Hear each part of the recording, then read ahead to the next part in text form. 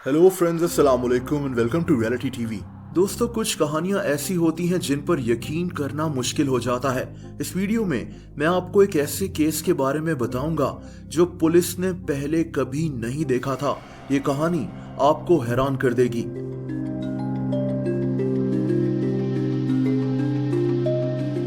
ये कहानी एक औरत की है जिसका नाम टेरेसीटा बासा था। मैं इसको बासा बुलाऊंगा। बासा वैसे तो फिलीपींस में पैदा हुई थी, लेकिन ये अमेरिका के शहर शिकागो में रहती थी। दोस्तों, ये कहानी 1977 की है। बासा एक हॉस्पिटल में थेरेपिस्ट थी। ये बच्चों को पियानो भी सिखाती थी। लोग इसकी बहुत इज्जत करते थे।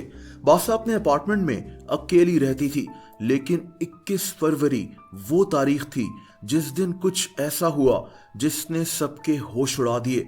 दोस्तों, बासा के पड़ोसियों को इसके घर से जलने की स्मेल आना शुरू हुई। पता ये चला कि बासा के अपार्टमेंट में आग लग चुकी है। लोग डर के मारे इस बिल्डिंग से बाहर निकल आए। फायर ब्रिगेड वहां पहुंच गई, लेकिन इससे पहले कि ये लोग आग बुझाते बहुत देर हो चुकी थी और बासा आग में जल चुकी थी। दोस्तों, पुलिस ने जब इस मामले की छानबीन करना शुरू की तो इनको समझ में आ गया कि ये कोई हादसा नहीं था, बल्कि बासा को पहले कत्ल किया गया था और फिर इसके अपार्टमेंट में आग लगा दी गई थी ताकि इसके कत्ल के सारे सबूतों को मिटाया जा सके।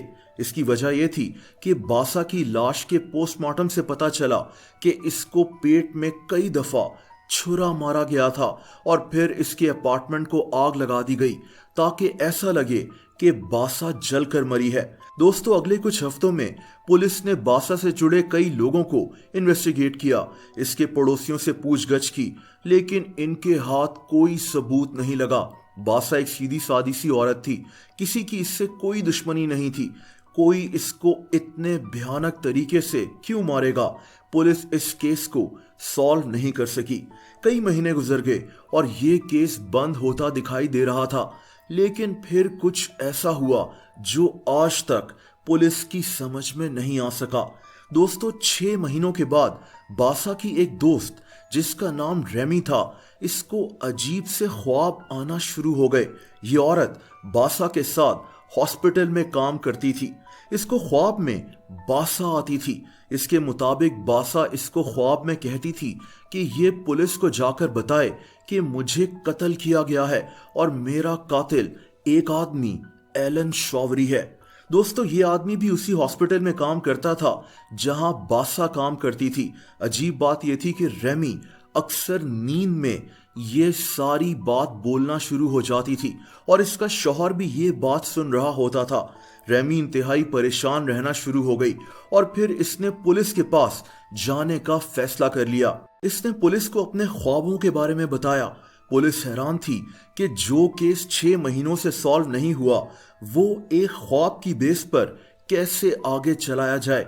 इसके मुताबिक बासा इसको ख्वाब में बताती थी कि इस आदमी ने मेरे जेवरात चुराने के लिए मुझे कत्ल किया था।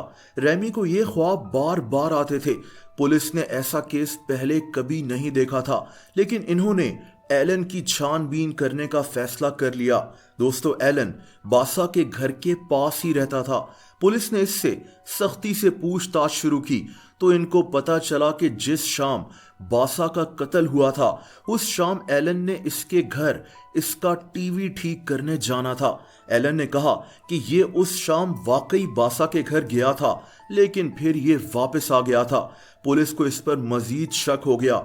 इनके पास अब एक इंसान मौजूद था जिसने शायद बासा को कत्ल किया था। पुलिस ने इस आदमी को गिरफ्तार कर लिया। इसी दौरान इनको ये टिप भी मिली कि एलन की एक मंगेतर है जिसके पास कुछ महीने पहले काफी कीमती जेवरात आए हैं।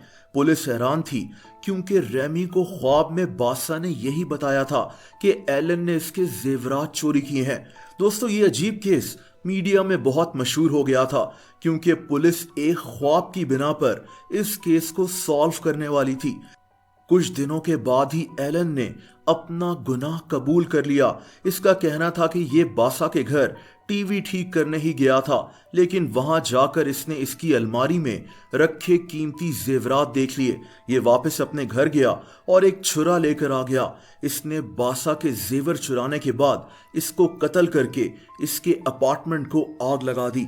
दोस्तों, इस केस ने पूरे अमेरिका को हैरान कर दिया था। रेमी को क्या वाकई में बासा ने ख्वाब में आकर ये सब बताया था, या फिर ये औरत पहले से कुछ जानती थी और ये ख्वाब सिर्फ एक बहाना था? बहरहाल इस केस का पुलिस के पास कोई जवाब नहीं था। इस अजीब केस पर कई डॉक्यूमेंट्रीज भी बन चुकी हैं।